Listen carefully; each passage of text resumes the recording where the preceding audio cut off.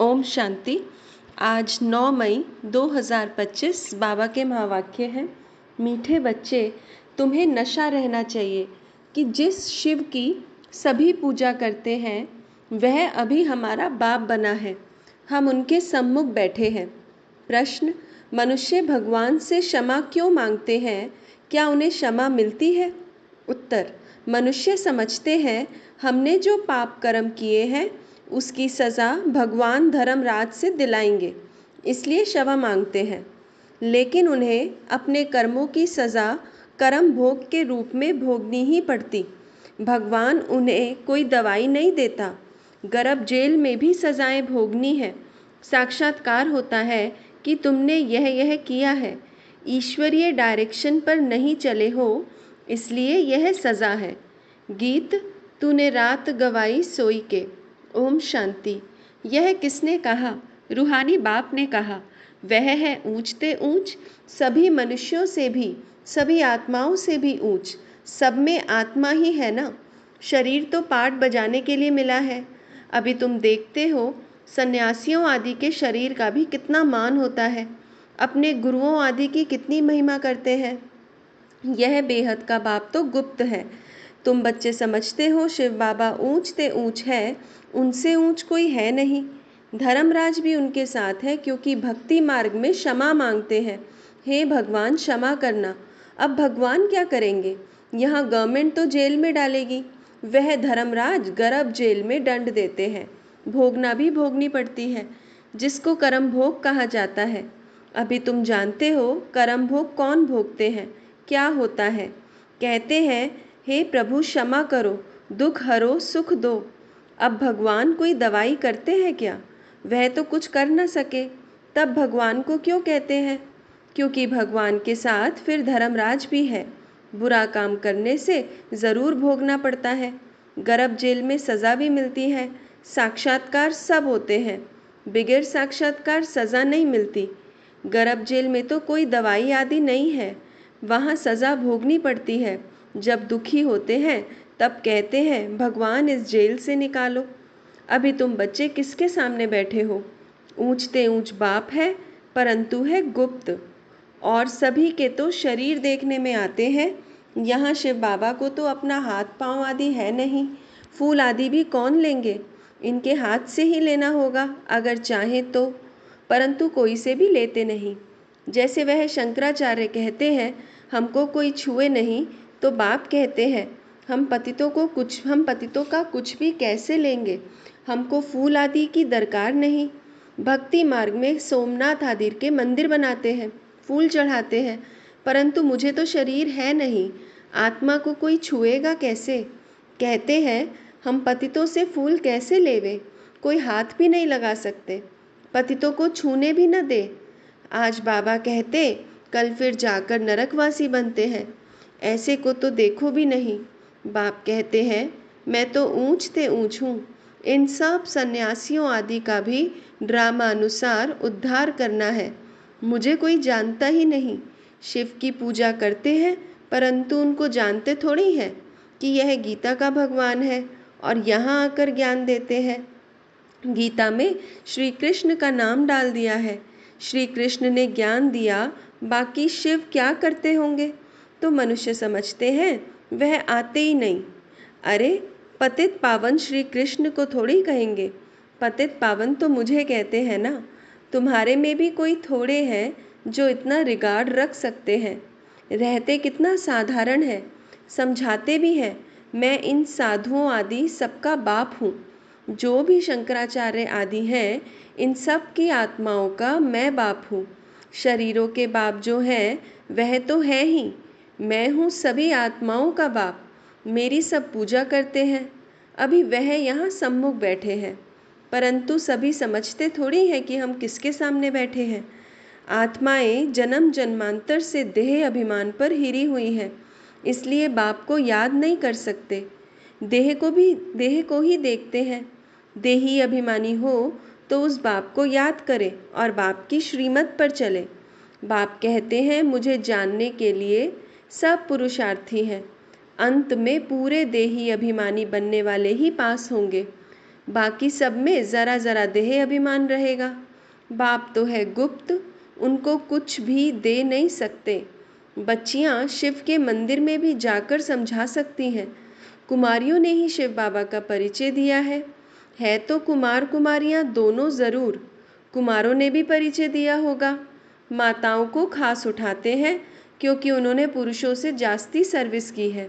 तो बच्चों को सर्विस का शौक़ होना चाहिए, जैसे उस पढ़ाई का भी शौक़ होता है ना। वह है जिस्मानी, यह है रूहानी। जिस्मानी पढ़ाई पढ़ेंगे, यह ड्रिल आदि सीखेंगे, मिलेगा कुछ भी नहीं। समझो, अभी किसको बच्चा जन्मता है तो धूमधाम से उनकी छठी आदि मनाते हैं, परंतु वह पाएंगे क्या? इतना समय ही नहीं जो कुछ पा सके। यहाँ से भी जाकर जन्म लेते हैं, परंतु वह भी समझेंगे तो कुछ नहीं। यहाँ का बिछड़ा हुआ होगा तो जो सीख कर गया होगा उसी अनुसार छोटेपन में ही शिव बाबा को याद करता होगा।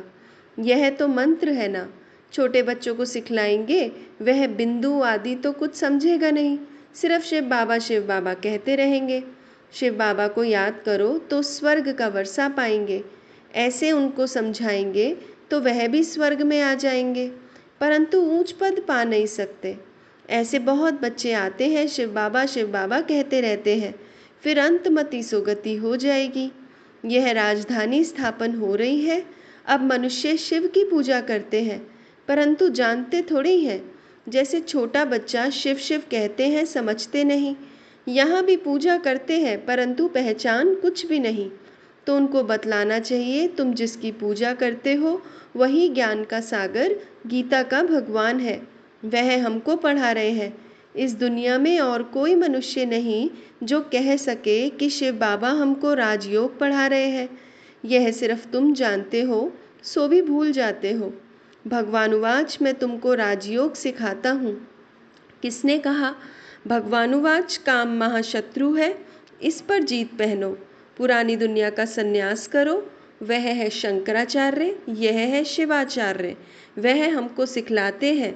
श्री कृष्ण आचार्य नहीं कह सकते, वह तो छोटा बच्चा है। सतयुग में ज्ञान की दरकार नहीं रहती है।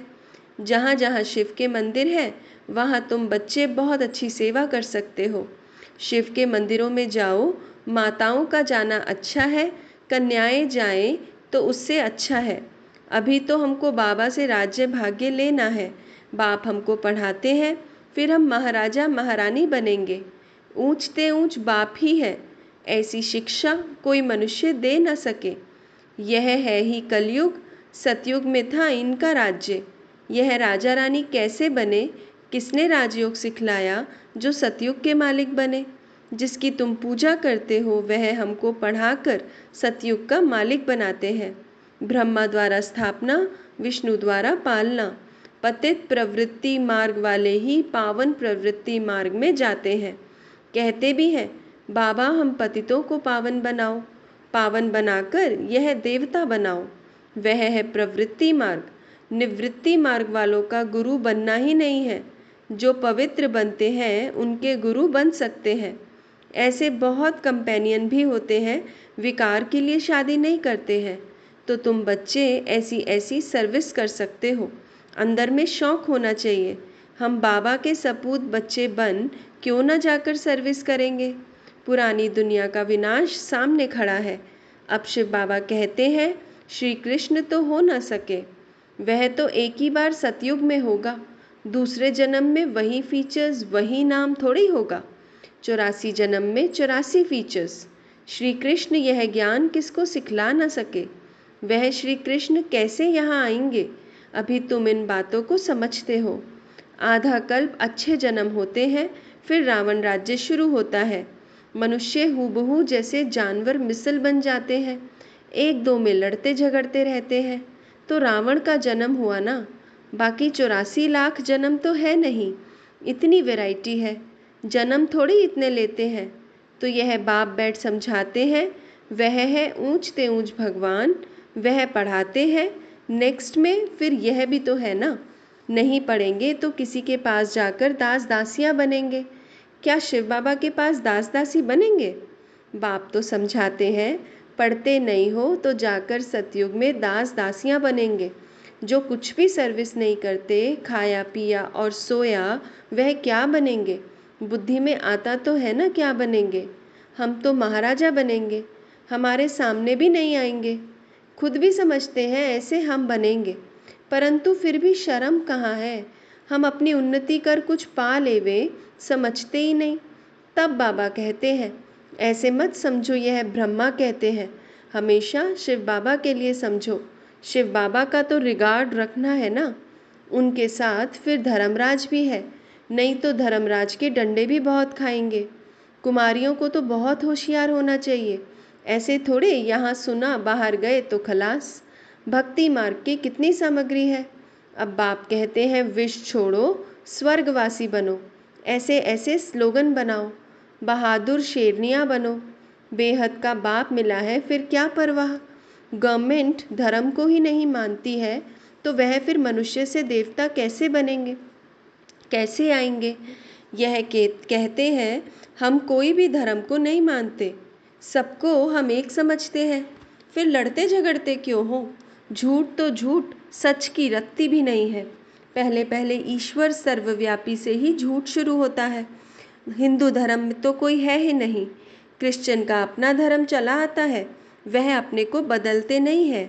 यह एक ही धर्म है जो अपने धर्म को बदल हिंदू कह देते हैं, और फिर नाम कैसे कैसे रखते, श्री श्री फलाने। अभी श्री अर्थात श्रेष्ठ है कहाँ? श्रीमत भी किसी की नहीं, यह तो उन्हों की आयरन एजेड मत है, उनको श्रीमत कैसे कह सकते हैं? अभी तुम कुमारियाँ खड़ी हो जाओ तो कोई को भी समझा सकती हो, परंतु योग युक्त अच्छी होशियार बच्चियाँ चाहिए। अच्छा, मीठे मीठे से किलदे बच्चों प्रति माता पिता बाप दादा का याद प्यार और गुड मॉर्निंग।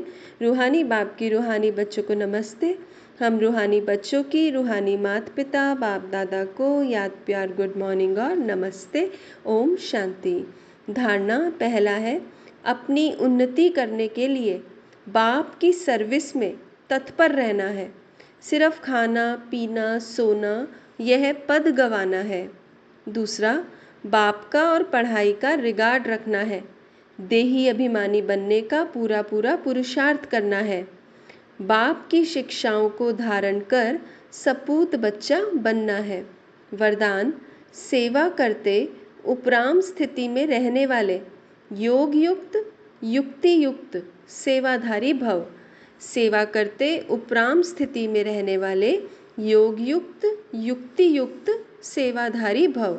जो योग युक्त युक्ति युक्त सेवाधारी है वह सेवा करते भी सदा उपराम रहते हैं। ऐसे नहीं सेवा ज़्यादा है इसलिए अशरीरी नहीं बन सकते, लेकिन याद रहे कि मेरी सेवा नहीं बाप ने दी है तो निर्बंधन रहेंगे। ट्रस्टी हूँ, बंधन मुक्त हूँ, ऐसी प्रैक्टिस करो। अति के समय अंत की स्टेज कर्मातीत अवस्था का अभ्यास करो। जैसे बीच बीच में संकल्पों की ट्रैफिक को कंट्रोल करते हो, ऐसे अति के समय अंत की स्टेज का अनुभव करो, तब अंत के समय पास विद ऑनर बन सकेंगे। स्लोगन, शुभ भावना कारण को निवारण में परिवर्तन कर देती है। शुभ भावना कारण को निवारण में परिवर्तन कर देती है। ओम शांति।